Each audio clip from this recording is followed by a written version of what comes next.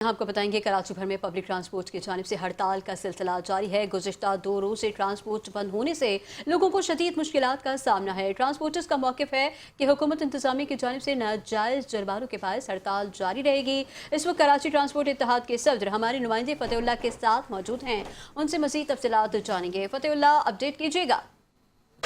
जी बिल्कुल, इस वक्त मौजूद हूँ कराची में। ये ट्रांसपोर्ट इत्तेहाद के जो लोग हैं, तो हमारे पास इस वक्त प्रेसिडेंट ट्रांसपोर्ट कराची इत्तेहाद जो हाजी मोहम्मद तवाब साहब, उनसे जानते हैं कि आज दूसरा दिन है स्ट्राइक का और ये इनका मौक़िफ़ यही है कि अगर हमारे मुतालबात नहीं माने जा रहे तो ये स्ट्राइक जारी रहेगी, जिसकी वजह से कराची के शहरियों को भी मुश्किलात का सामने और इनको क्या मुश्किलात हैं, क्या मसाइल हैं, इन्हीं की ज़बानी जानते हैं, इनसे पूछते हैं। अस्सलाम वालेकुम सर। मुतालबात हमारे 3 महकमों से है, एक्साइज से है, DIG ट्रैफिक से है और CCPO से है।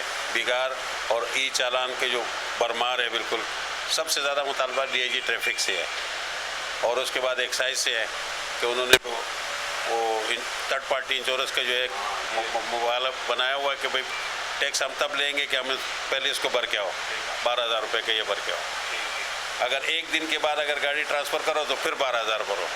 कहीं दुनिया में ऐसा नहीं है। DIG साहब के जो ट्रैफिक का चलान आ जाता है, अगर 10 दिन में वो भरा नहीं है, वो हमारे पास आता ही नहीं है, कंप्यूटर में पड़ा होता है। जब हम लेने के लिए जाते हैं या निकाल देते हैं तो बोले जी इसमें तो दिन गुजर गया, अब ये डबल हो गया, ट्रिपल हो गया।